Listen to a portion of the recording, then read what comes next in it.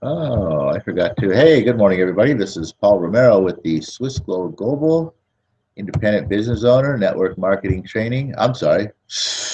Duh. What was that? Oh, my shirt just fell apart. Uh, excuse me. I'm sorry about that. A little interrupted by a button popping off.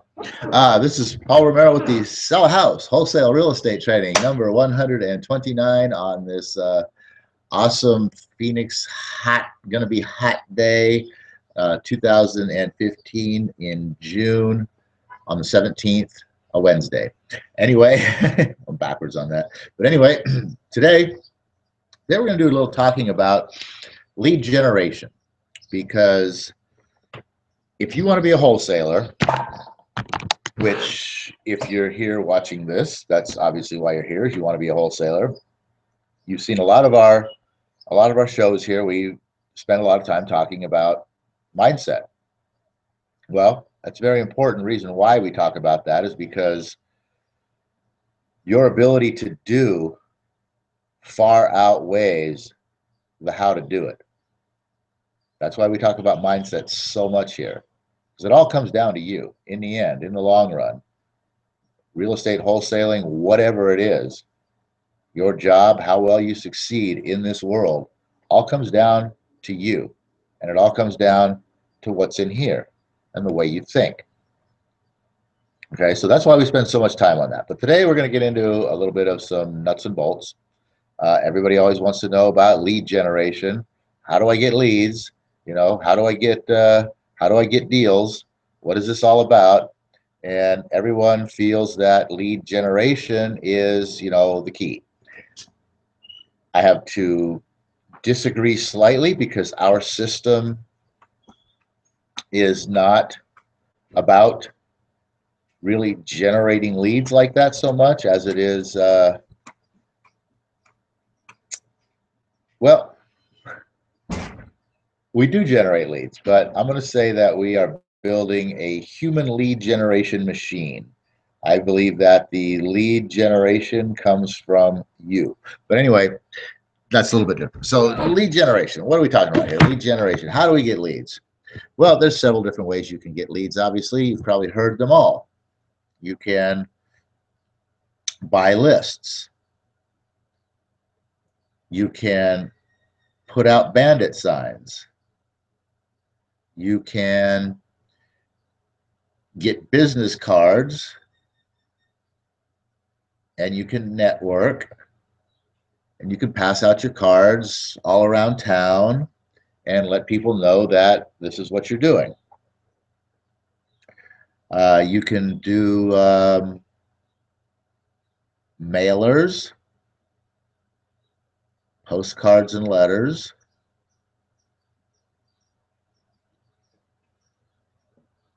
What else can you do? You could get billboards. You could put out flyers at houses, on cars, on what do they call those things? Community boards, on telephone poles. You can put flyers anywhere. You could, let's see, billboards, flyers. You could obviously have TV or radio commercials. This is kind of getting a little bit big time here. But the main thing that most everyone professes, and the main thing that most everyone does, is the mailers, the postcards, and the letters. And but where are you going to mail the postcards and letters to? And that's where I started out at the very beginning here, is you can buy lists, you can do research to find specific circumstances that people might be in.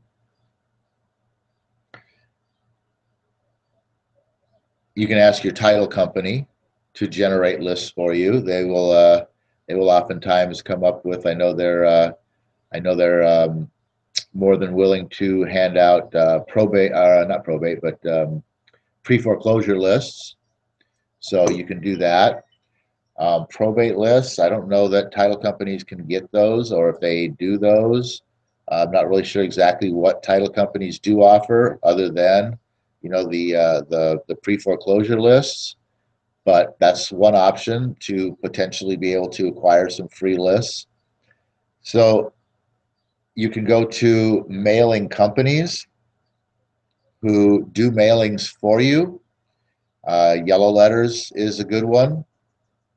And you can create a very simple yellow letter. Then you can give them criteria. And this is the same kind of thing that goes along with buying lists, is you can give them the demographics of your criteria. You can narrow this down in numerous ways. You can go from, you can take a whole county, you can narrow it down to zip codes, you can pull the demographics of your people, you can pick certain age groups, you can pick certain employment type of things. You can go with the amount of equity that is or is not in the property, the loan to value. All there's a number of different things, and I would suggest, if you're going to buy a list, whether you buy it here or not, I would suggest you go to ListSource before you call the yellow letter company, because they're going to ask you, these criteria questions. And if you've never done this before, you're not going to know what you really want to order, and you're going to end up sending out a bunch of mailers to who knows who. So I would suggest you go to a website called ListSource, and they have right there a search. At least they used to. Things are changing so fast anyway. I don't know if it's still there. I haven't looked in a while, but they have all of their criteria right there where you can play around. You can actually start doing searches without having to purchase the searches. And you can look around, and you can pick different demographics and different criterias that you can put into your list, and then you can see it'll spit out on the other end. It'll tell you how many leads there are that meet those criteria that you have put in there. So that's really a cool thing, because first of all, it'll give you a good idea of how narrowed down and how focused you need to be to match your budget.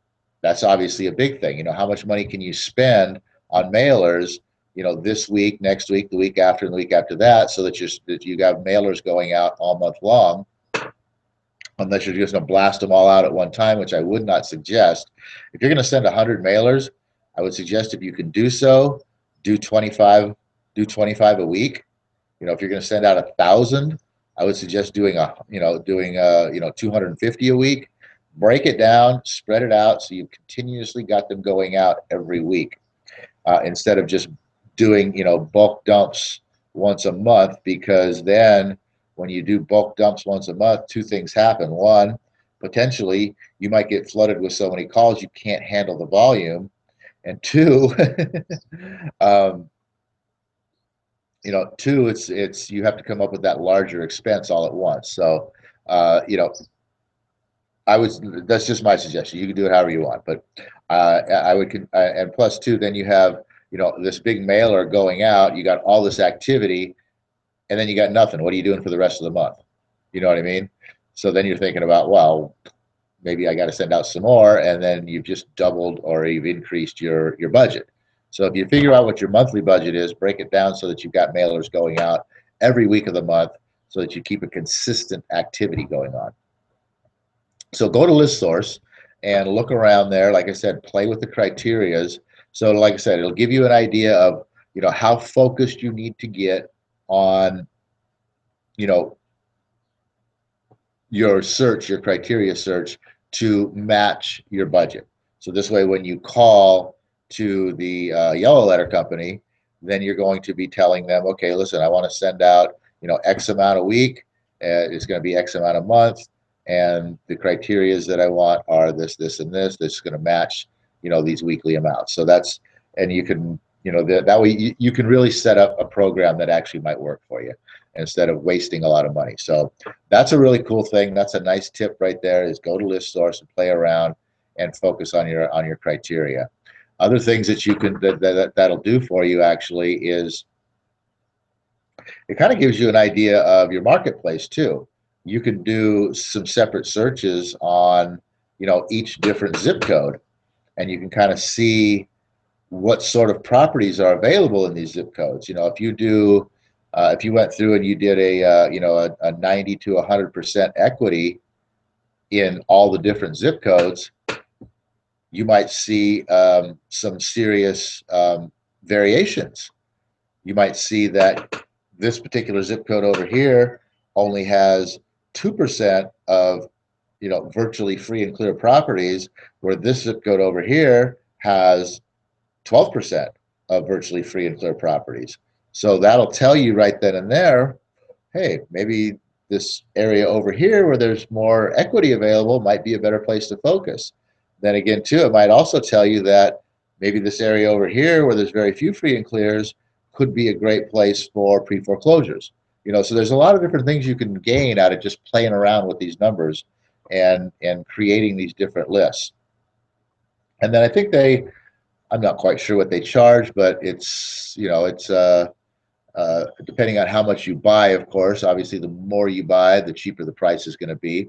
So, but I think they start out at about right around 20 cents a lead or something like that. I'm not sure exactly what it is. So you can get a number of leads.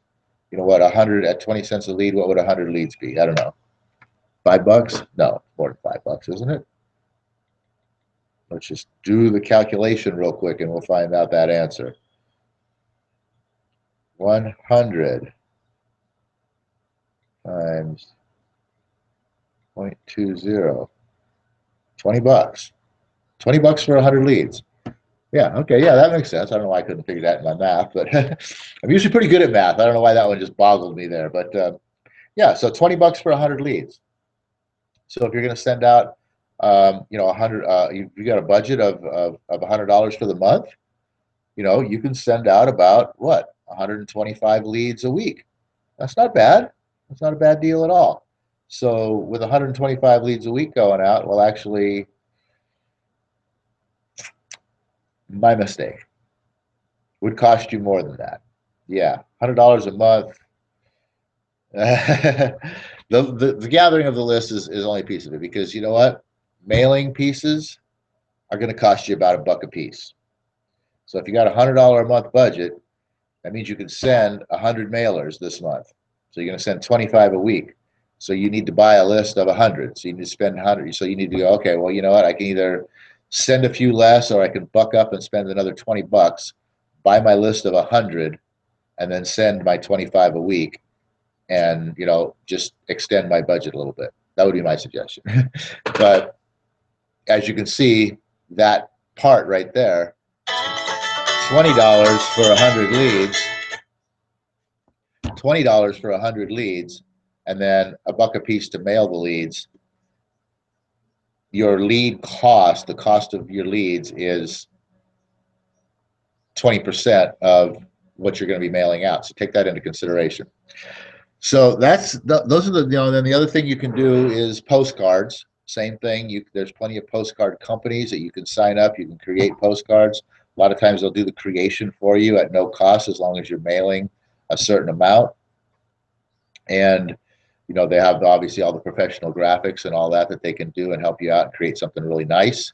But you usually have to go a little bit bigger on these in order to get that service.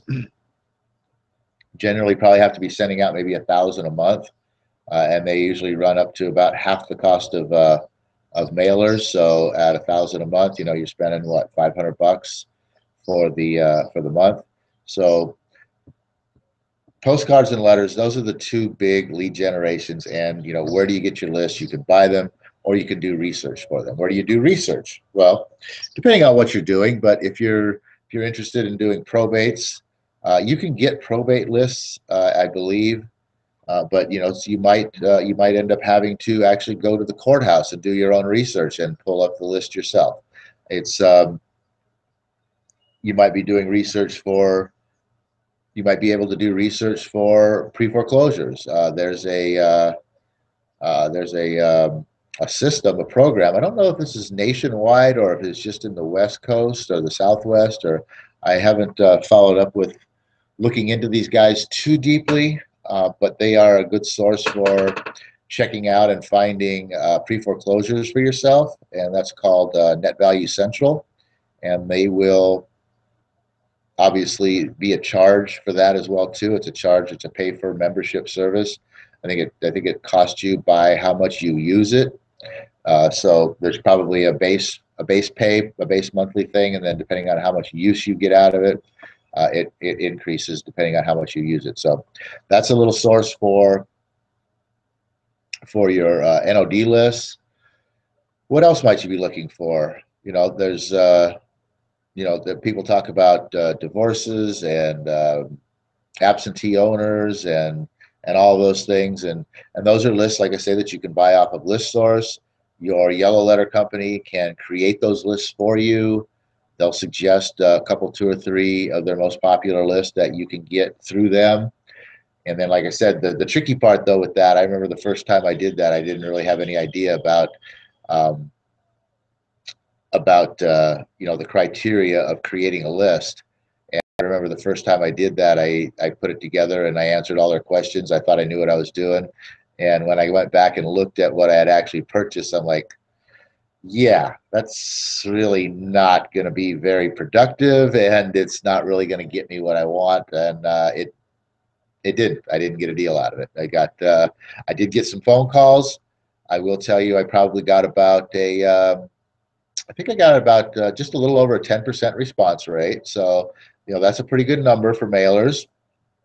If you're getting a 10% response rate, that's pretty huge.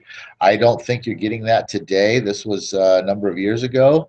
So there was less mailers reaching people. So when they only had three or four mailers, one, two, or three or four mailers to decide from who they were going to call, your response rates were higher. Nowadays, when they're receiving, 6, 8, 10, 12, 15, 20 possibly letters about their property, your response rate obviously is decreased. So take that into consideration. Response rate is going to be, obviously how many people call you versus how many mailers you sent out. So that's something that you want to track and make sure that your marketing, your criteria, there's a big thing that goes with mailers. You can be very random. You can just go do this and create a list and send it out and hope for the best. And then if it doesn't work, go create another list and send it out and hope for the best. And you can run around in circles doing that and maybe stumble across something that is halfway decent and brings a little bit of success for you. But if you want to do mailers successfully, you really need to track your results, and you really need to keep track of what you're purchasing, what your criterias are, what kind of results you're getting, where, even if you're getting deals, track it all the way out to what kind of deals am I getting, and how profitable are these deals, and follow all of that very closely to hone in on, what works best. Because obviously you don't want to be spending your money on a mail campaign that you send out 100 letters and you got one response of a guy who was pissed off at you, or maybe you got a high response rate and they were all pissed off at you. But that's something you just, like I said, you want to track the results of this stuff if you want to really have some true success out of your mail programs. So bandit signs are the next thing, and those are highly professed. I I myself am a little skeptical about them. I put out bandit signs at the time when, everybody and their brother supposedly needed to sell their house, and the only calls that I ever got was other wholesalers asking me, because my sign said I'm a cash buyer. I buy houses for cash, and all I ever got was other wholesalers calling me up and saying, "Oh, you're a cash buyer. What do you buy?" I got lots of wholesalers trying to build their buyers list off of me, a guy who's trying to build my buyers list and land a deal. I never have had anyone call me with a house for sale off of a bandit sign. Just my experience.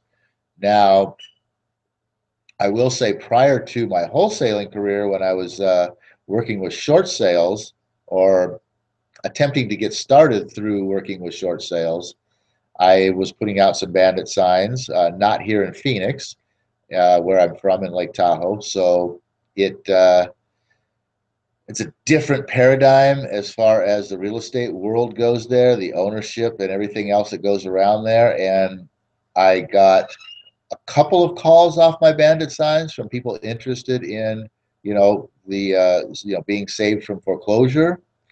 So, I did get a little bit of response from that. I didn't get a deal out of it. I didn't get a lead out of it that was solid enough that went beyond me meeting with the person and talking about their options and setting them up for to be in a position to make the best decision for themselves. But I did get a little bit of results from that. So bandit signs do work. I got a guy yesterday gave me the phone number to a gentleman who called him from his bandit sign that has 2 houses for sale. I think the guy's going to want retail, though. I don't think there's a wholesale deal in that. So, like I said, I'm a little leery about bandit signs. They can be kind of costly, and for me, the results of those I question. The business cards, the networking, the letting everybody all around town know what you do, that's always a good thing, regardless of what the results is that it brings. If you want to be successful in this business, you got to get the word out of who you are and what you do and how people can get a hold of you.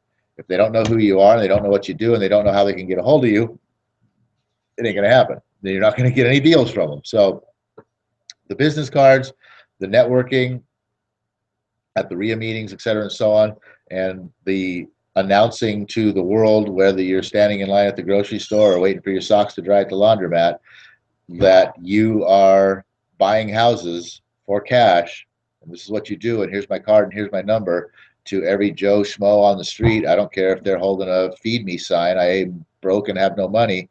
You don't know who their friends are. You don't know who their brothers and sisters are that come around and what their situations are. And he might go, hey, I got this card from this guy.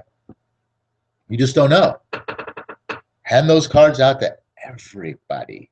Let them know that you buy houses for cash and close quickly and all that stuff. So that's something that you just are going to do, and you're not going to worry about tracking the results or any of that stuff. You're just going to do it, and it's going to pay off in the long run. You're probably not going to see any instant results out of this. You might get lucky. You might see some instant results out of it, but you will eventually see results out of it. It will pay for itself, 100, 1,000 times over without question. And it's just something that you're going to do. Billboards, I'm going to skip billboards. I'm going to go to flyers because flyers are cheap. I want to do the cheap stuff first. Billboards, I don't even know what I wrote there.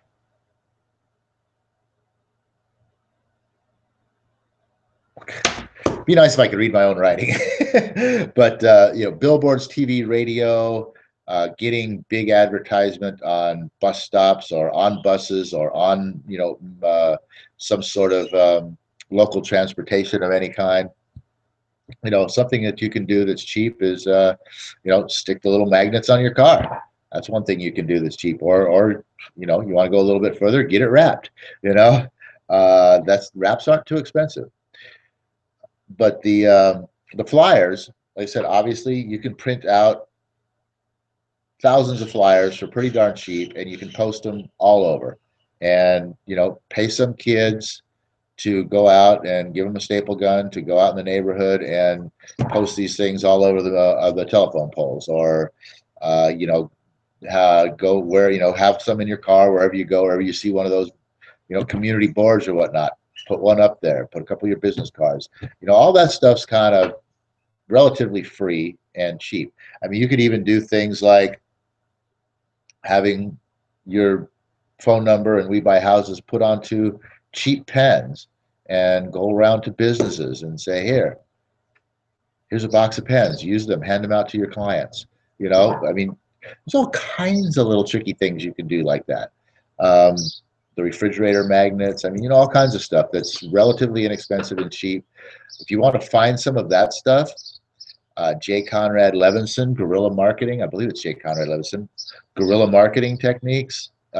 There's a lot of free, cheap ways to put marketing out to the world inside that book. Go buy a copy of that. Spend yourself $15 and go learn some ways to do some free, cheap advertising. There's another good tip for you. List Source and Guerrilla Marketing. There's two good tips for you today. So then you have, like I said, then you have the big dollar stuff, the billboards, the TV, the radio, and you're not probably going to start out with any of these things, but as you grow, you want to keep these in mind on the back burner with a goal of being there one day. Because if you really want to be successful in this, you're gonna want, you're gonna be there. Your sign's gonna be on a billboard somewhere. You are gonna be on a billboard somewhere. But one place you can start that's maybe a little bit less expensive is maybe your cab company. They got little signs on their cars all over the place. Maybe you can do something on a cab company, or maybe like your petty cab drivers, they got little stuff all over the place, or whatever sort of little cheaper transportation things that move people around, maybe in the downtown area or whatnot, are something that maybe there's a horse-drawn buggy and carriage that rides through town that has a couple advertisements on it. Maybe you could get a space on that. Maybe you could sponsor a softball team or something like that. Hey, sellahousearizona.com, Bombers. There's a lot of things you can do that can get the word out rather inexpensively. So the whole idea with lead generation is to have people finding out who you are, what you do, and how they can get a hold of you, because they need your service. And you are providing, you buying houses, you have to realize, is a service. People have a need to buy a house, and you're presenting yourself as someone who can buy that house for them. So you're providing a service to them, and you need to present yourself as that. And then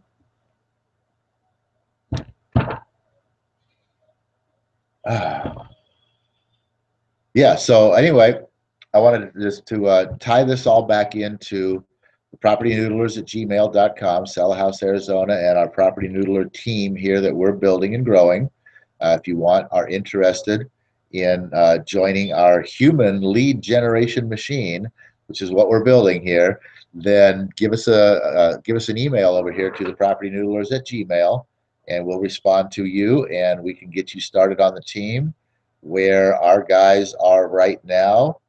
I'm actually going to have to start this very soon because we want to create some more incentive for them, but I'm going to be starting the Deal of the Week Club. Not Deal of the Week, the Deal a Week Club. And everybody who can bring in one deal each week for a consecutive period of time is going to be rewarded somehow. So I haven't worked out the details of that program yet, but these guys have the ability to be pulling a deal a week without question. And so this is just going to give them the incentive to train a little harder, learn a little bit more, be a little bit more successful out there, and get these things, get these deals coming in, so they can become a member of the Deal a Week Club and have some sort of special prestige over those who are not in the club. I don't know exactly how it's going to work, but that's one of the little things that I am working on here within the Property Noodler system. So if you want to be a part of that, if you want to be landing a deal a week, give us a call or send us an email. I'm sorry, there's no phone number there. So that's it for today, guys. There's some lead generation information for you. Or, like I said, you can become part of a human lead generation machine at PropertyNoodlers.com. With that, have a great day. Oh, universe, I ask not for more riches, but for more wisdom with which to create better use of the riches given to me at birth, consisting of the power to control and direct my own mind to whatever ends I might desire. All right, have a great rest of the rest of your session here. Tomorrow you're going into your climax, your 3-day climax. Hopefully you've gotten prepared. the last 2 days and today, and then you're going to punch it out, make big stuff happen Thursday, Friday, and Saturday so that you can celebrate on Sunday.